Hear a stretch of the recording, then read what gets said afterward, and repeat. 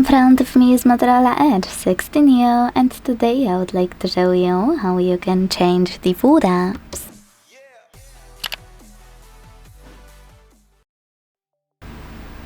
First of all, launch settings and scroll to click on this section called apps. Then select the food apps and tap on one of those to manage it.